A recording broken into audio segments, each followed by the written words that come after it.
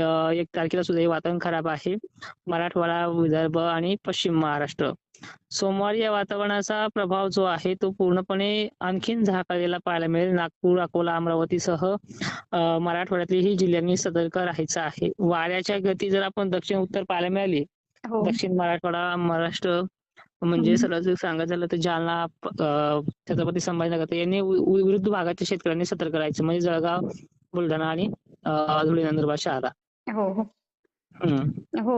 Sir मग आता हे वातावरण जे आहे ढगाळ, तर ते अजून किती दिवस आहे? म्हणजे 4 ते 5 दिवस की त्यापेक्षाही जास्त राहील? पहिली गोष्ट ह्या वातावरणाचा जो प्रभाव आहे तो 5 तारखेपर्यंत किंवा 4 तारखेपर्यंत म्हटलं तरी चालतंय.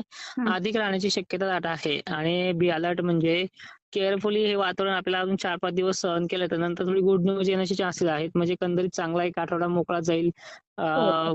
धाक कमी होईल अशी शक्यता दिसते आहे. म्हणजे गहू उत्पादक शेतकऱ्यांना टरबूज व फळभाज्या वगैरे जे काही असतील शेतकरी हो, हो. त्यांना हे प्रमाण जरा थोडं सौम्य जाण्याची शक्यता आज वाटते आहे आणि ते चांगलं फायदेशीर देखील राहील.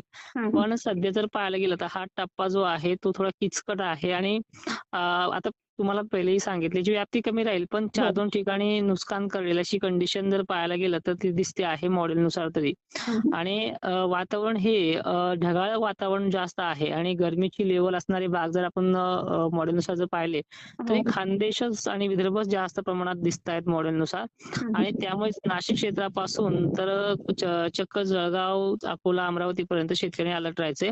आणि हो. अलर्टचा इशारा तुम्हाला आज, उद्या तर स्थानिक लेव्हलला मिळतोय. पण 1 तारखेपासून धुळे, नंदुरबार, शहादा आणि नाशिकच्या देखील सटाणा वगैरे भागांचा समावेश ह्या 1 तारखेपासून राहण्याची भीती आहे. म्हणजे रविवारपासून तुम्ही सतर्कच राहावं लागणार आहे.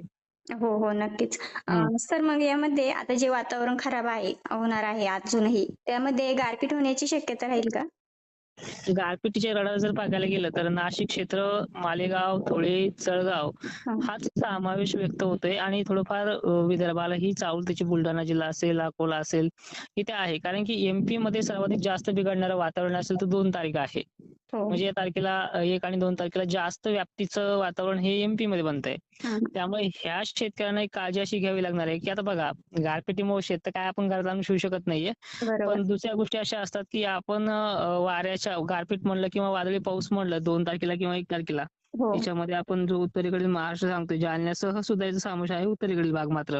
हो. तर यांनी काय करायचं थोडं नियोजन असं की जास्त पसारा पांगून न ठेवणं अशा गोष्टी करणं हो. गरजेचं ठरणार आहे. आणि परिस्थिती 5 तारखेपासून तुम्हाला चान्स असा देईल, की तुम्ही बिनधास्त राहिले तरी चालेल. पण हं. धुई-धुकं हे मात्र त्या तारखेपासून सुद्धा आहेच. हो, हो. म्हणजे एकंदरीत 4 ते 5 फेब्रुवारीपर्यंत शेतकऱ्यांनी थोडंसं सतर्क राहायचंय. नक्की 4 ते 5 नाहीये. आपल्या ह्या जे काही आज उद्या बनते ना वातावरण ह्या हो. तारखेपासून तर चक्क 4 तारखेपर्यंत सदर करायचंय.